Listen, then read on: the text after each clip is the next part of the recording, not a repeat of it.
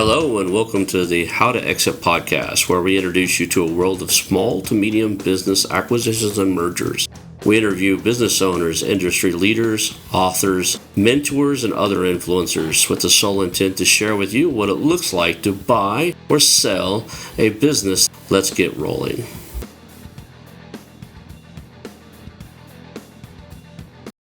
And now a moment for our sponsors. I want to highly recommend you get Acquisition Aficionado magazine. Every month, Acquisition Aficionado magazine brings you tactics for business buying and selling you won't find anywhere else. Learn firsthand from industry leaders who share their success stories, featuring in-depth interviews and stories from leading figures in the business acquisition industry. This multi-platform mobile magazine speaks to acquisition entrepreneurs wherever they are in the journey. And I want you to visit acquisitionaficionado.com today. Hello and welcome to the How to Exit podcast. Today I'm here with Mike Swigunski, and I hope I got your name right, brother. He is one of the founders of Empire Flippers. He's a best-selling author, a TEDx speaker, and a world traveler. He's a digital nomad. So I'm really excited to hear your story today. Did I even get close with your name? Yeah, so just two things there. Like, I'm technically not a founder of Okay. Empire Flippers. If you want to rephrase that, I just don't want it to be. Okay. Just early employee.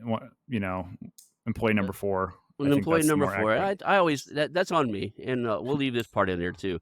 It's on me. I consider anybody in the first 5 or 10 employees of a company like one of the founders, right? You don't get the Well, I title appreciate that. necessarily, but man, you're doing some of the hard work. If you're one of the first 10 employees somewhere, you're pulling hours and getting stuff done.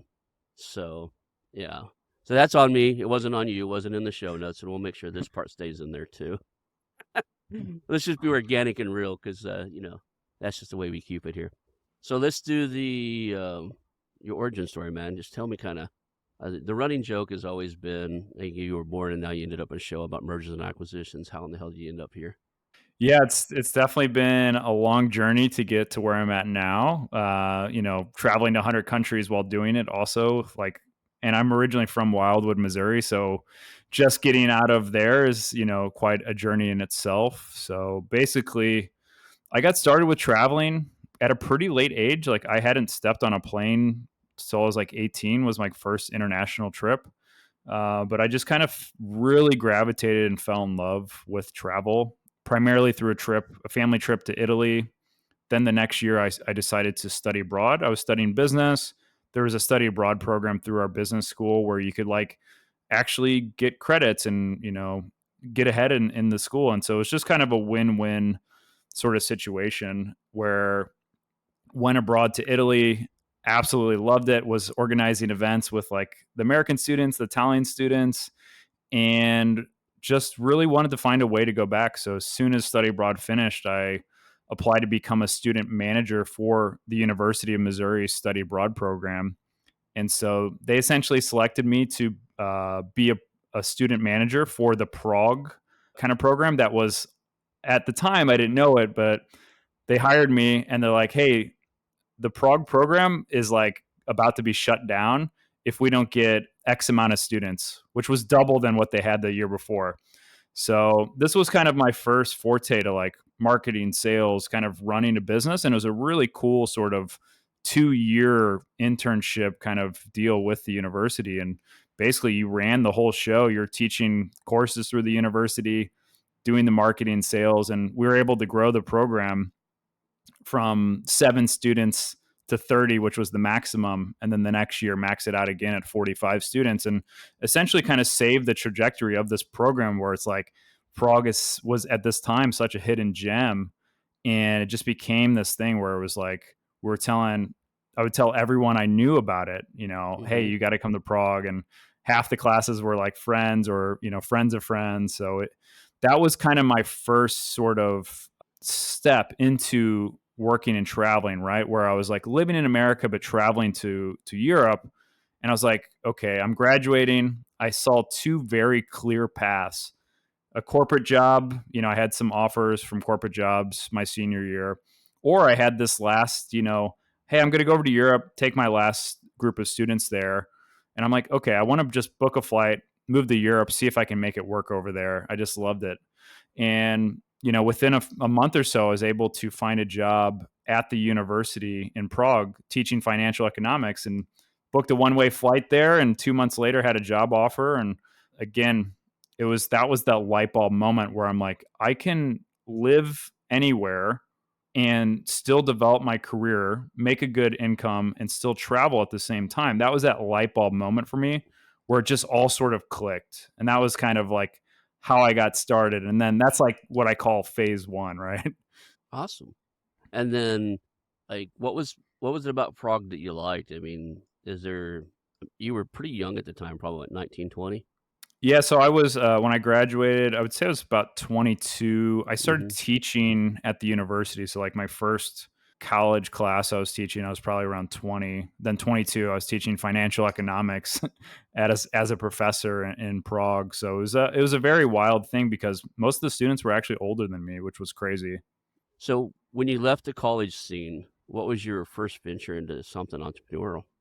Yeah, so I would say like my first sort of like my jump from there was I spent a few years living in Europe. I loved it, but I just kind of again I think it was a very cushy job because I was working 4 hours, like actually teaching 4 hours a week. It was a Mhm, very European style culture and like really good kind of like if when you take the hours to like income, it was good for my age, and I mhm, was able to really travel and explore and gain some experience.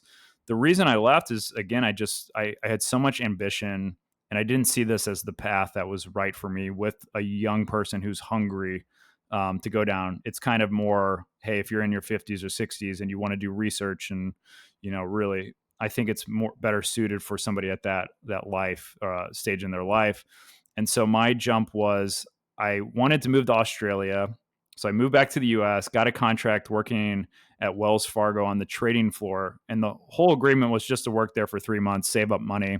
But it did give me a very wide awakening to what I didn't want to do. At this time, I had never worked, an office job. And trading floor at Wells Fargo sounds cool. It was not not fun. Like it's just, doesn't sound cool to me at all. yeah, it's not like Wolf of Wall Street. That's for sure. I'll say that. Yeah. Uh, but it was a very powerful contrast because I had all this freedom, and then for that to be taken away, just to get a paycheck. And for me, it was the big driver was, hey, I'm doing this temporarily. I'm doing this so I can move out to Australia and save up some money. And so that was like my big jump was I basically showed up, got a working holiday visa in Australia, which is very cool for Americans. You can just apply for these and live and work in Australia for a year. Most people pick fruit or do like a backpacker job, but I was like, again, I'm very career focused, career driven. I Mhm. want to get paid, but I also want to learn and have some growth. So as soon as I got there, within a week, I was applying for jobs 50, 60 hours a week because I didn't have much money. So it was like sink or swim. And basically, I landed a job at a tech startup, and I felt like I almost had a competitive edge because so many of the Americans or foreigners were going after these backpacker jobs, but nobody was really going after these like higher paid tech startup jobs. So this was again another big milestone for me because I was able to work a hybrid remote job living in Sydney. I was living in Bondi, which was again very interesting, but it also had a little bit of this like entrepreneurial tech startup community where there was a team of 5 or 6 of us. There were some developers, and that was kind of this really good introduction to entrepreneurship and how it works. Like I've done stuff like flipping on Craigslist before this, but this was kind of that more active exposure to entrepreneurship with structure, right? And so I loved Australia. I absolutely probably would have stayed there longer term, but another opportunity kind of fell on my lap where during this time when I was living in Prague, I had a mentor who was from South Korea, and he was also a professor, became a really close mentor of mine. He said, hey, you should apply for this MBA position or scholarship through the university that I'm at, and I'll write you a recommendation because I've seen what you can do, what you did for the study abroad program and all these other things that you've achieved, and I think you'd be a great fit. So I applied, got interviewed, and eventually got accepted for a full ride to study my MBA in South Korea. And it was like again, even with that, I was like, oh, well, I still need to make money and I still need to, be able to have something. And they were great. Like this MBA program they were really like, it was all paid, school, books, travel, accommodation. They even set me up with like some work opportunities. So that was like, again, one of these pivotal moments where I'm like, do I want to go down this path to a country and culture that I didn't really know much about? And so I decided to go down that path. And I spent 2.5 years living and studying and working in South Korea. And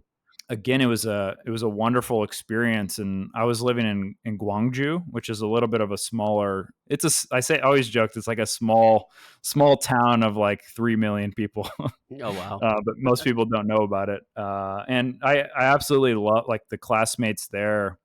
Like eventually they treated me like, younger brother, very accepting. It was just, looking back, just such a phenomenal experience living and having this opportunity to also give back and kind of share my perspective for them. They were just so curious about, what's life like growing up in the US and, what American culture is like. And there's just kind of these two people who were like brought up very differently, and all the classmates were just a very diverse mix. So overall, it was a really great experience. And so again, I think looking back, it's the typical journey that a lot of people go through. When you're at school, you have a lot of time but not enough money. And then when you're working, you have more money but not enough time. And so it really showed me these contrasts where I'm like, I want time and I want money. How can I actually do that? And I didn't figure, it took me years to kind of figure that out. But during this time in Korea, I started writing and I started a blog. And I'm like, okay. And the main reason I started this is because people had kind of realized, oh, you're the travel guy. What should I do when I go to this city, or where should I stay? And I was sending people like, a 10-page Facebook message. And I'm like, I should just turn this into a blog because I can add photos and do all these other things and then maybe make a little bit of money off advertisers. So this was a cool moment where I got into blogging, affiliate websites, building websites, and it also helped me land a gig freelance writing for a radio station in South Korea for like being kind of an expat writer. So that was, I would say, my first online business. It made money.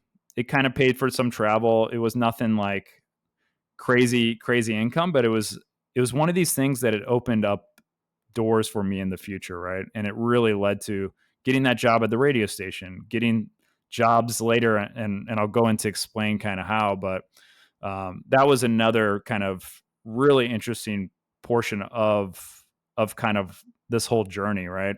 I guess it kind of leads to the next, like jumping off point is like, okay, I graduated from my MBA in South Korea, and I really wanted to work there, and my whole thing was I wanted to work there, but I didn't want to teach English because, again, nothing wrong with that. And I think it's one of the best jobs to like get yourself abroad. I just knew that wasn't the path I wanted to personally go, especially with like, I was more into marketing, branding, startups, that kind of scene. So I wanted to try to find something similar to that. But the downside to Korea, and I spent 6 months looking for jobs, kind of working odd jobs. I did everything from like voice acting to modeling to, like I worked for a marketing startup part time, and just nothing really panned out. And I was just kind of working these like 3 or 4 odd jobs, but nothing really was able to like get me what that next step was. And the biggest issue was when you graduate, you essentially get put onto a searching for work visa in Korea. So if you want to teach English, they have a whole separate category for that. It's very easy, straightforward. You get that visa, you can get a teaching job. But this looking for work visa, it's kind of like you're in purgatory, where a lot of the jobs to work at an actual Korean company, you can't have that because you don't have the work visa. You have the looking for work visa. So you're just kind of in this weird spot. And after 6 months, I'm like, hey, I need to try something else. This just isn't my spot long term. So I had such a good experience in Australia that I looked into working holiday visas. And again, New Zealand has a very similar program, but it was actually free for Americans at the time. So applied, got approved, moved to New Zealand, did the same thing I tried in Australia. My full-time job was to find a job, and I found another tech startup. They hired me within, I think, 2 weeks of getting to New Zealand. And it just goes to show, I think people who are looking for work, you have to change your approach. But if you go in it and get at the volume and you have like a good foundation, you can find a job fairly quickly in a foreign country. So I found a job, tech startup. Long story short is I worked there for about 4 months. They ran out of money, which, unfortunately, it was a travel magazine startup kind of like hybrid thing that just in 2016 wasn't the time to do this. So ended up living there 4 months, spent 2 months traveling. I hitchhiked the whole South Island of New Zealand. And it was, again, one of these things where the thing I love about travel is every day, everything you're doing, it's a new thing. It's pushing you outside of your comfort zone. And I would say hitchhiking was one of those things where I tried it in Korea, and it's just not really built for that because it's not part of their culture, but it's really ingrained into the New Zealand Kiwi culture. And so I spent a whole month just hitchhiking around, met so many people from all over the world. And again, it was one of these things that just pushed me out of my comfort zone to try something new, to kind of just sit out there and talk to strangers and, assess in a few seconds, do I feel comfortable and safe getting into a car with this stranger? Overall, it was a great experience. And New Zealand was one of those things where after 2 months of not working, I'm like, okay, I'm looking for that next thing. And a friend of a friend that I'd met in Korea he was working at Empire Flippers at the time, and they were hiring for somebody with marketing and sales experience. So he kind of sent me a job opening. I applied for it, and was accepted at a perfect time where I was like, again, kind of at a crossroads where I had 6 months left on my Kiwi New Zealand working holiday visa, but I knew this had bigger potential. It was like a lower initial pay, but much more upside. I knew I could get a job probably earning more like from day one. But I knew that, hey, this was something where I loved the company. I loved everything about it. I was getting in early. They seemed to have a better, business model than some of the other tech startups I'd started working for. And so I booked a flight out to Vietnam and joined Empire Flippers as employee number 4. And we were all living together in like a really cool penthouse in Ho Chi Minh City. And it just really, that decision to move out there just really opened my mind and eyes to the online acquisition space, the online website industry.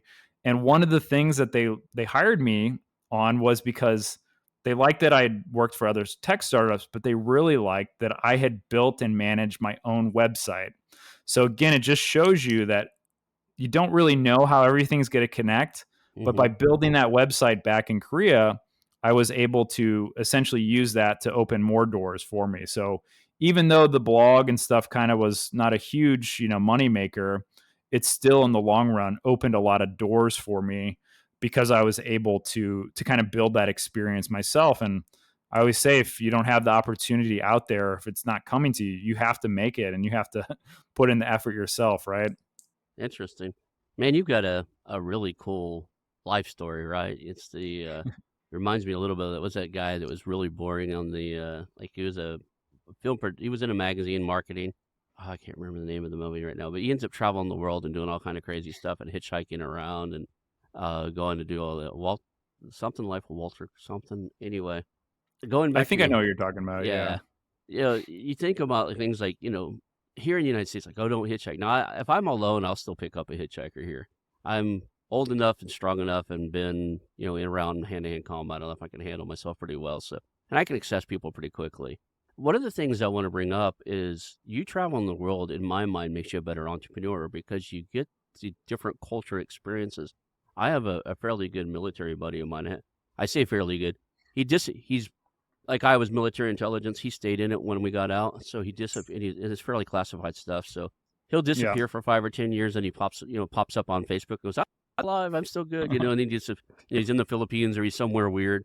He's on vacation. He never pops up where he's actually working because of what he does. That said, he made quite a bit of money because he travels the world, and one of the things he likes to do is he'll see something that going really well, like, one of the first products he ever did is, these weird blue colored plates that was in South Korea. He was in Korea for a while, Yeah. and he started getting manufacturing and licensing deals with the U.S. He's like, I think this would really work in the U.S. So he went to the manufacturer and said, hey, what if I got you distribution to the United States? What would you do? And they gave him a percentage of it, and he just sat there on the phone, dialing, Right. distributors and put them in warehouses, and basically got distribution for him. That's all he did, and he took a royalty off of it. And he got really good at picking things that would work cross markets. So, and he was a defense contractor. So he made decent money as a defense contractor, and did a lot of cool things with the investment by just seeing things in different cultures and how they're using products and how they do things, and going, why don't we do that in the United States? No, you definitely, like, I would say from traveling, like a couple things that I've seen, you develop a different lens, like you're mentioning, for what works in this culture and how you can correlate that to your business. So you're picking up that. You're also, like, for most businesses, you're, especially now, you're learning how to communicate and hire other cultures and work with international teams. But I would say the biggest one for entrepreneurship is, like, when you're traveling, you're making a lot of decisions without a lot of information, and you're having to do it in real time. From as little as picking a restaurant or what you're going to do for the day, you don't always have the best intel, and so you have to do this on a lot of things in a business, right? You have to make hard decisions on things that you don't know the outcome, and you have to learn from those. And over time, you kind of get a better decision making process. And I think that's been something that's really helpful. And also, entrepreneurship, just taking risk and traveling is like, there's a lot of places you've been in the world where it might be, a little bit more risky, right? So, like, for example, a few months ago, I was just in Ukraine, right? There's sirens going off every 30 minutes to an hour. There's calculated risk that you take in life, and you have to learn how to calculate that, justify it, and do it in the best way. And I'm a very type of person who likes to calculate the risk, figure it out, and then take action as fast as possible. Not to say that it's reckless, but everything I do is very thought out, but I try to do it at speed. It's funny is I would never consider myself risk adverse. I mean, I was an adrenaline junkie as a youth. I did martial arts. I raced dirt bikes and rode motocross. I was never good at motocross, but I raced it. My sponsors were me, myself, and a couple parts company because I spent so much money in the with buying parts from them because I would break them. They would sponsor me a little bit and give me parts and stuff, but I was never great in my youth at it. That said, I loved it. I wouldn't consider myself risk averse, but I can tell you right now, I wouldn't knowingly travel to a war zone. I did battle damage assessment for a while in the military where we looked at what buildings looked like after they blew up, and you just sit there and think, and some of the satellite imagery is pretty detailed. I was like, I Yeah. wouldn't have wanted to been in any of those. So I think maybe that's my adversities. Like I wouldn't go to Israel right now because I think at some point that somebody's gonna get something through their Iron Curtain, and I wouldn't go to the Ukraine at all. So Yeah. I would say, like, from my extensive travel, like, I don't I consider the news, but I weight it a lot differently than I think the average person does. I put a bigger weight on people who have feet on the ground and who've known the situation before and after. So my assessment and, like, risk calculation was like, hey, I'm going to talk to 5 or 6 locals who are currently in the place that I'm going to. How is it getting in and out? How has it been day to day? What are the stats for, like, you know, let's just say fatalities in the area? So there's a lot of things you can assess, and, like, after that, I'm going to be there for a week.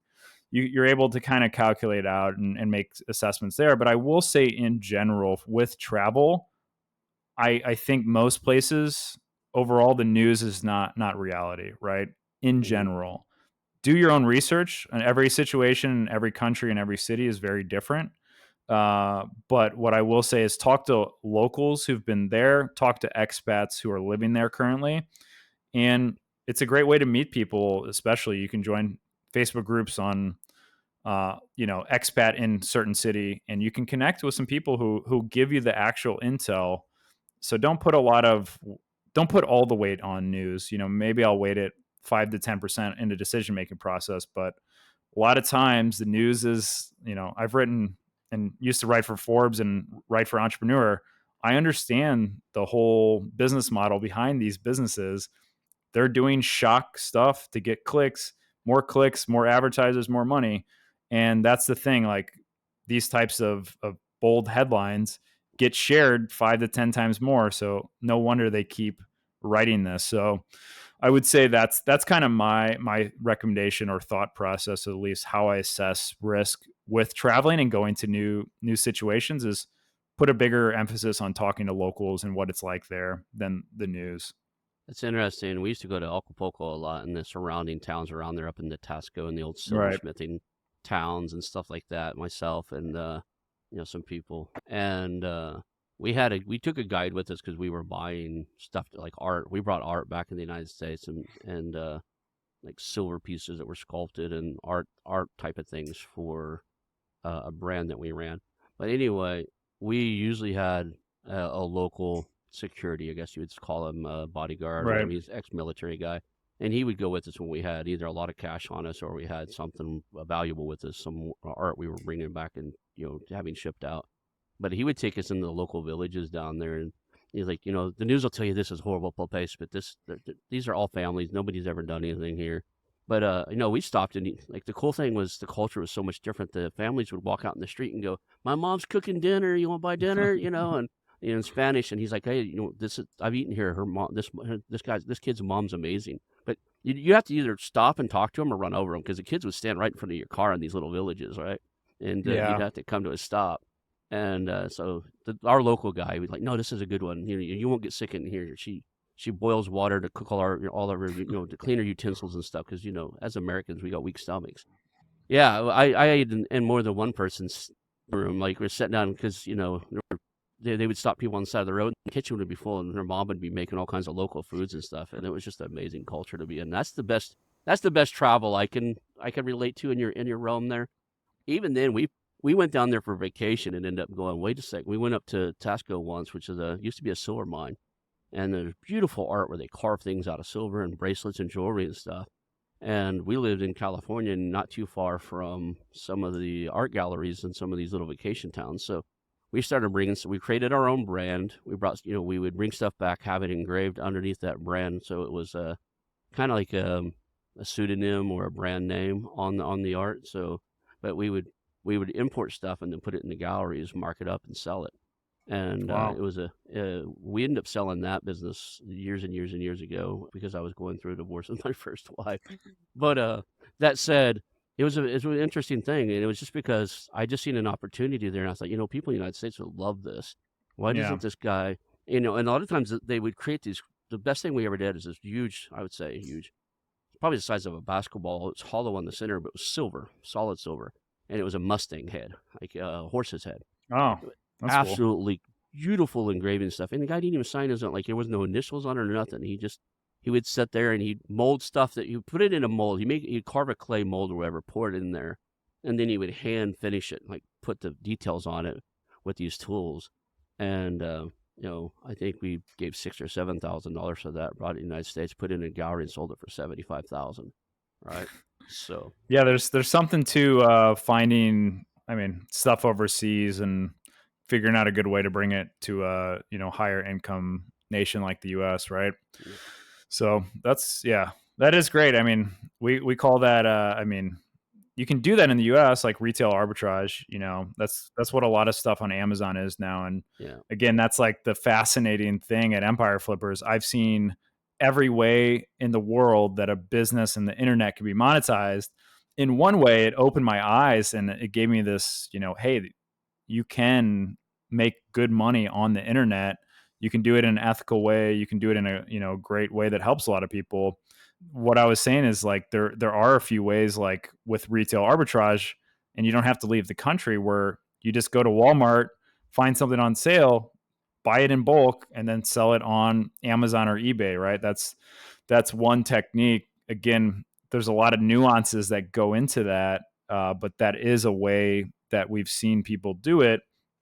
The most common way, though, is to source products overseas, have a supplier or manufacturer get certain rates with them, send those, those products directly to the customer or to a place like Amazon or 3PL or something like that, where they're putting it together and then shipping it out to people. And that's kind of why, there's a big, I guess, boom with e-com, Amazon FBA over the past years. And now, not my favorite business model. My favorite business model after, seeing everything is more digital products and especially software. And that's kind of like working at Empire Flippers. I saw all these different types of business models, all the ways that you're able to scale them, because you don't even see just the flip. You see the flip, the buy, and then the reflip, and you're like, oh, this person scaled this business in 6 months by doing this kind of fairly simple thing. And so that's the thing I love about the digital space is there's unlimited inventory essentially, and you have less platform risk. And that's kind of where a lot of the things I learned at Empire Flippers is like, you see the good, the bad, and the ugly. Again, I think any type of business is going to have risk. An offline business, and I see it every year when I go back to the US, when I go back to St. Louis or Wildwood, the place that was the popular area of the city is a ghost town now. Hmm. It's heartbreaking to see like all these small businesses have gone out of business just because the traffic or the foot traffic or whatever, that dynamic changed. The same thing can happen online. Amazon can say, hey, our fees are doubling or tripling. Oh, your product's banned. There's people from China out competing you. There's going to be risk in everything. But what I like to find is I like to find businesses where you have more control and less of that platform risk. And software and digital products, again, aren't perfect, but you own more of that. There's more of a barrier to entry because for some of my personal software acquisitions, the developer had been working on it for 10 years at $100 per hour. You know, think about how much time and energy and effort went into that, and how, in this space, there was no competition. So a competitor to look to enter this exact space is looking at, let's say 2 to 3 years to get something even close, hundreds of thousands of dollars in development work just to get it up and running. And doesn't even solve the other half of the equation, which is, product market fit, getting customers, getting all this SEO traffic, all these other things that can take even longer. So that's why I mean, working at Empire Flippers, it just, that light bulb moment. It's like, hey, why I'm here brokering deals, I'm marketing these deals, and I'm marketing and growing the company. It just gave me like, hey, I'm doing this. I'm walking the walk, but eventually I got to talk the talk, and like that's what sparked me to kind of have my first acquisitions. And basically, I essentially had worked at Empire Flippers for about 4 years. I exited in 2020, and during that time, I had published my book in 2018. My book's called Global Career: How to Work Anywhere and Travel Forever. And it essentially is a practical guide to working and traveling around the world and still like being able to have a good income, being able to get into entrepreneurship. And it kind of follows like the three paths of like, going from an office job to remote working to freelancing or, entrepreneurship. And then kind of like also about, online entrepreneurship, especially. And that's the most common path that I see people who want to really control their time, their money, and just be able to work from anywhere in the world. You kind of have to build your own empire. And that was the thing that kind of slowly, I realized, hey, this is amazing. I learned so much. I was able to build something awesome, but it was time to start building my own version or my own sort of businesses, right? And so 2018, I published my book. I built a free job website and a few, offers around that. And the business is called Global Career, which lines up with the book. And a long story short is we help people earn from anywhere. And how we do that is through three unique ways. The book helps people. It's helped, hundreds of thousands of people already. That coupled with my remote job website, We've helped people land non-technical remote jobs. That's kind of the entry point, right? Book, Hmm. job, free job website, helping people, kind of transition over. And I create a ton of free content around how people can get started on YouTube. So that's like the one pillar.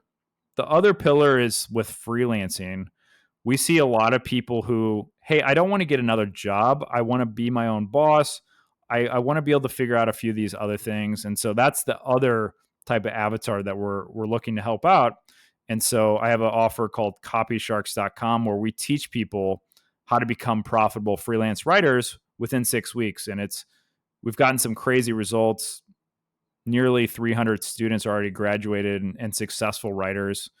And so that is like the next path after that is like, okay, people who want full control, they don't want a side hustle, they just want to build their own business.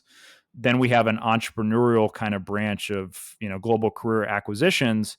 And it's kind of a twofold. I'm essentially a acquisition advisor helping first time buyers.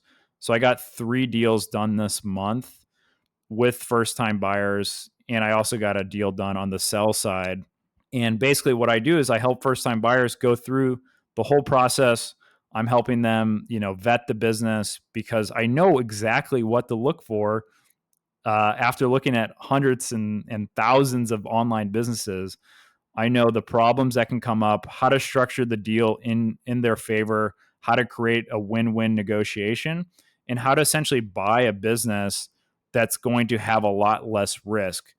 And that's kind of what this program does is I walk them through every step of the deal and then afterwards help them implement a growth plan to really grow and scale it. And so my first software acquisition, I got my investment back in 8 months because I was able to use these same sort of techniques to really grow and scale the business. So for me, software and digital products are by far the best. And everyone who comes, I highly suggest people to consider that path. So are there any industries and stuff that are like, I know AI is making a lot of changes, like for the writing path and stuff like that. I'm a marketing nerd. My MBA is in marketing. I studied under Dan Kennedy for copywriting because Oh, my wow. copywriting was not good. So, he has courses. I probably spent, 15 to 20 grand being one of his golden students or whatever he called his gold program for a while. Paid to be in the VIP room and have coffee with him and hang out type of thing. But I learned a lot and I studied from some of the other guys. And I'll tell you right now, with all that training, I probably got 20 to 40, maybe close to 30 to $40,000 worth of training in copywriting. AI to this day can write a letter equivalent to something I would spend 3 to 4 days if you know how to prompt it right. Something that would Yeah, take me 3 to 4 days to put together, it can do in 35 seconds. So I tell people it's like, crazy. yeah, I tell people all the time, it's like, look, depends on what you want for a copyright letter. If you can afford to have $100,000 copywriter spend 2 weeks and really dive in, and you can spend $100,000 getting your sales copy and your copyright for your website, AI is not going to beat that. But it'll beat Yeah. your average $20,000 to $25,000 budget almost every time if you know how to prompt it. So, Yeah, and I that's where give the people those science prompt. comes in. Yeah, So yeah, I prompt it with. we teach people how to write with using AI, and we have like different tiers that we recommend and sort of Mm, phases of it. Like for me, I basically do a lot of research outlining essentially as a escalated proofreader and editor, right? Where I'm mhm. still creating the copy, but I'm getting feedback from ChatGPT as this third-party editor and proofreader, and it's absolutely game changer. And so again, it goes to show kind of what you're saying is like I've been using an AI for 3 years. My business Mhm. partner at Copy Sharks, he runs a 70-person writing agency, and you have to use AI if you want to get ahead of this. You have to know how to use it, and knowing how to use it is going to become the future. It's not going to do it on its own. It's not going to just a busy entrepreneur isn't going to spend 6 to 12 weeks trying to figure it out. Maybe some of them will, but there's a lot of people who don't want to do that. They want to pay somebody who has those skill sets. So, I mean, the trends are there. The technology's here. Where it's at now, it's still, in my opinion, always going to require a human who knows how to use it, at least for the near future. So we want to teach people how to use it ethically, and how to use it so it's going to create a better output for their customer, right? So it's a fascinating space, and it's something that we're able to kind of have a unique technique. We've built our own custom GPTs for our students. We have really in-depth prompts that are being used at scale for an 8-figure writing agency. So it's a really cool sort of offer, because I think we know it works, and it's getting people ahead of the future of what's coming with AI, and especially in the writing space. I just released our first custom GPT yesterday. I've got about 50 users on it right now from my personal network. But what I did is I took all 250 episodes and I took the transcripts from them and I put it in a single document worded correctly. And then a lot of the guys from the episodes gave me free ebooks. And then I took stuff like Stanford has a free guide to search funds. So as a legal paper docs, I fed it that. I fed it basically until it told me it couldn't take any more data. Like everything I could get that was given to me to hey, give this to your clients, give this to your customers. I fed it all that stuff. So now there's a small, medium business, an SMB, GTP for mergers and acquisitions. So it's just gives a lot more accurate questions when you say, hey, thinking about doing due diligence on buying a company. What are the steps I should look at? It's detailed, right? And people are loving it, but I'll still train it. As I find better valued content, I'll replace the things I filled it up with. So, and I did it for fun. I also trained it to plug this show and one of my newsletters about every 10 prompts. So That's great. So about every 10 prompts, I'll go, hey, have you subscribed to the YouTube channel? Or, hey, have you looked at this newsletter? So we'll see how that goes. Yeah, it's great. I love the GPT stuff. You can build some really cool, interesting things. I use it every day basically now. Yeah, I use it for almost everything these days. And then I train all my staff to use it too, all my VAs and editors and everything. So let's dive into, we only have a few minutes left, but let's talk about your preference. Like you said, software as a service and digital products. When you're talking digital products, are you talking things like courses and stuff like that? Because I'm in that world. I love newsletters, courses. I would go SaaS maybe if it's got a really good moat, right? I'm not a programmer. I did a little coding in the scripting languages when I was young. I was a Unix sysadmin for years. But I can write PHP if it still exists. I can Yeah. write, most scripting languages, for a Unix machine or a Linux machine or a Mac terminal. But other than that, I just don't have an interest in sitting there writing code myself. Yeah, me Um, either. so I would definitely need to staff that up. And I see some of these cool no-code things, but when you buy a SaaS company, I can read code though. I mean, that's one thing that's strange is I was a software test engineer for Lockheed Martin, right? I Wow. sit there and read. No, I didn't write code, but I could sit there and read it all day long, right? I just don't enjoy the process of writing code.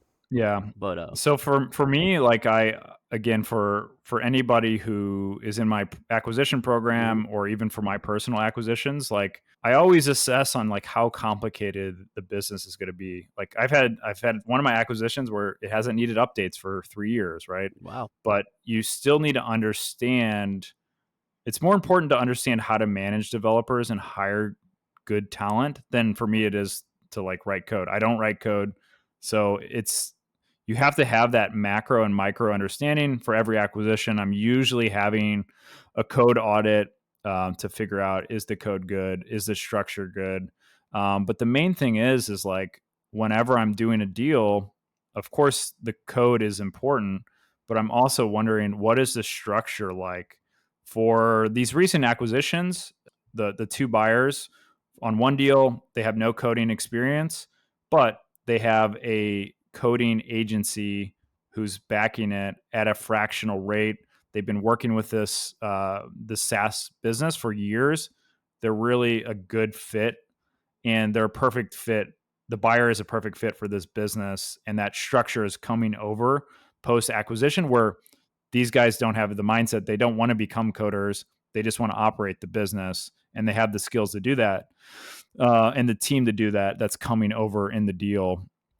The other deal is the person's very technical, built, CTO at businesses, like really just a perfect business. He's just looking, hey, this is a very simple, straightforward, passive business where you can work on it as much as you want or as little as you want. but he has that coding knowledge where he can do a lot of the work or just understand the right person to do that. And there's already like prior coders that we have coming over.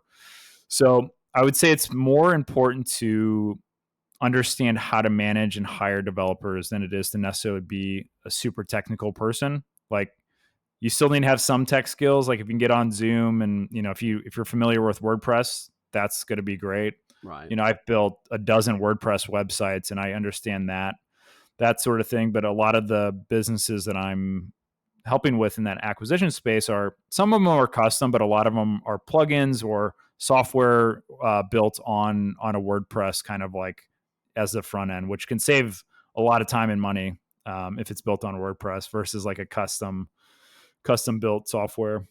I've done a lot of WordPress stuff myself. I haven't done it in years, but I'm a big fan of it. So yeah, It's like that's 80% of the internet. So it's like, yeah. let's just say, 80% of the acquisitions at Empire Flippers were, the websites, maybe 70% are, because a lot of them now are FBA where there's not usually a huge website component. But Mm. yeah, I would say the majority, still 60, 70% was WordPress. A big portion now is on Shopify, but usually it's like, 80% Amazon FBA. They just have a Shopify store if people come through. So again, I don't love the e-com space as much because the margins are low.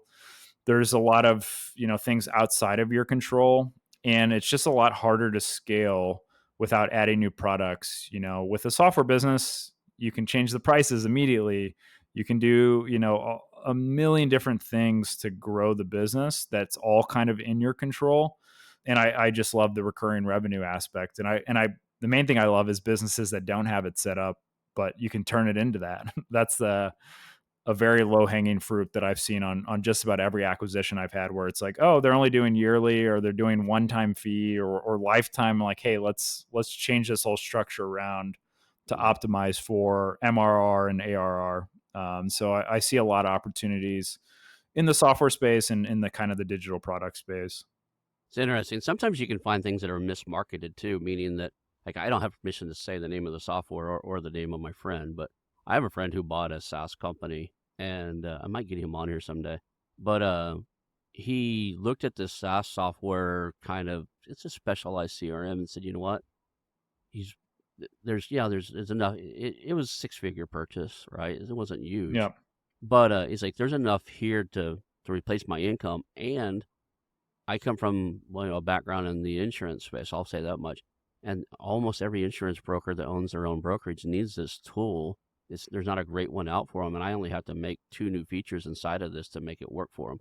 So he turned Yeah. around and built, basically bought the company, created a second brand, right? Just like copied the code into another directory and renamed it to something that the insurance guys have liked. Had programmers come in and added the 2 new features, and now he does 3 Just times white that. label it. Yeah. White labeled it, and it has the same code. He manages the code base on the same platform, so it's not like he diverged it. Now he has to manage 2 different things.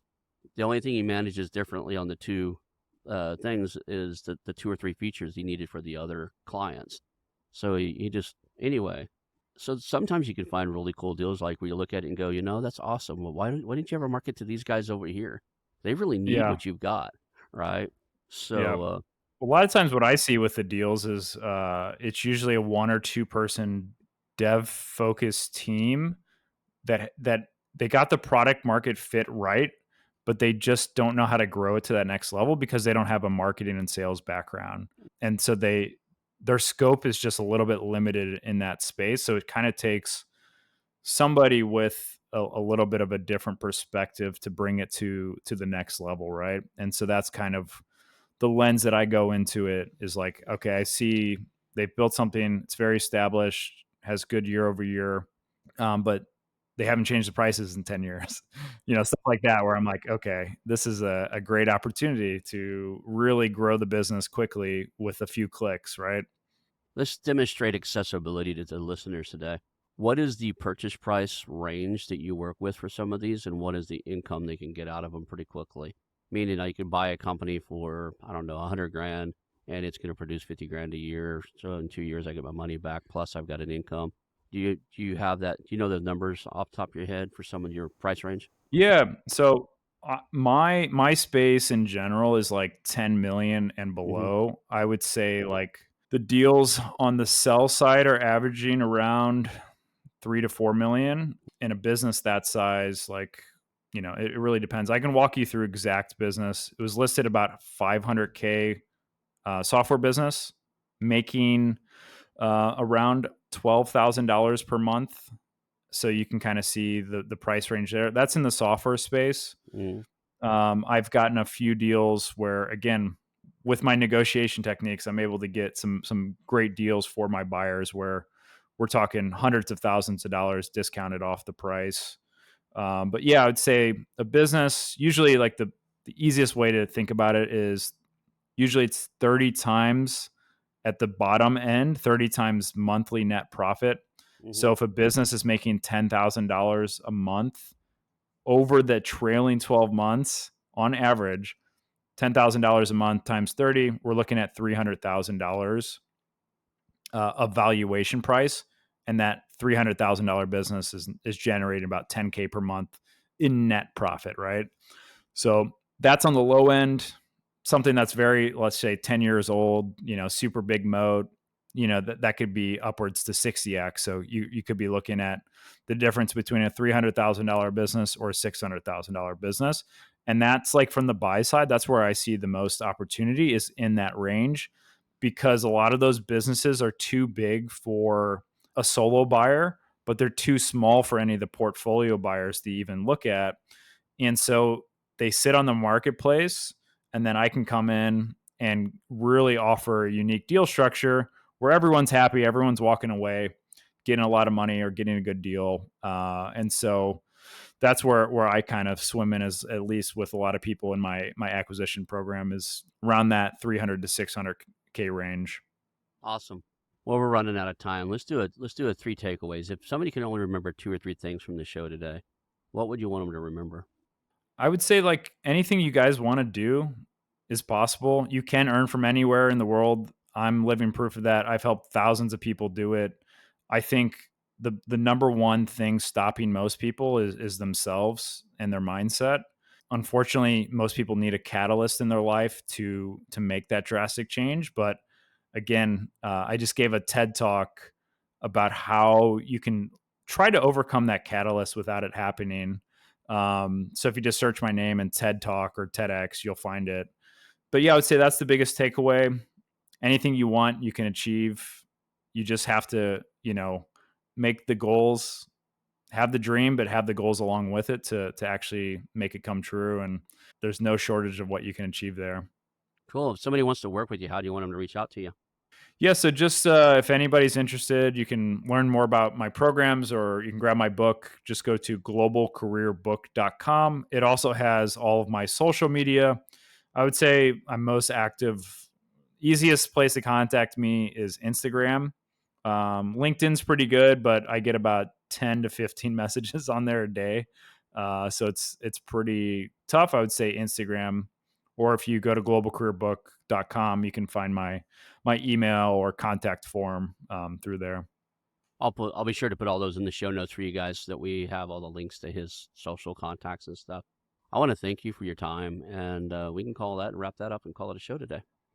Yeah, Ron, thanks so much for having me on. And again, if you guys have any questions, like I love hearing from people. Just say you heard about me from this podcast, and that gives me a little bit of context. And I always try to get back to everyone. So no Awesome. bad questions. I love hearing from people.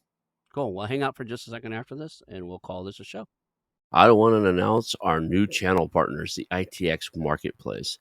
Since 1998, ITX has created $5 billion in value by selling more than 225 IT businesses in 20 countries. ITX works exclusively with IT-enabled businesses generating between 5 million and 30 million who are ready to be sold, and M&A decision makers who are ready to buy. For over 25 years, ITX has developed industry knowledge that helps determine whether a seller is a good fit for their buyers before making the match. ITX Mergers and Acquisition Marketplace we have partnered with has a proprietary database of 50,000 plus global buyers seeking IT service firms, managed service providers, Microsoft service providers, software as a service platforms, and channel partners with Microsoft, Oracle, ServiceNow, and the Salesforce space. If you have an IT-enabled business you're ready to sell, I want you to visit the itexchangenet.com/marketplace. How to exit. That link will be in the show notes. Visit them now.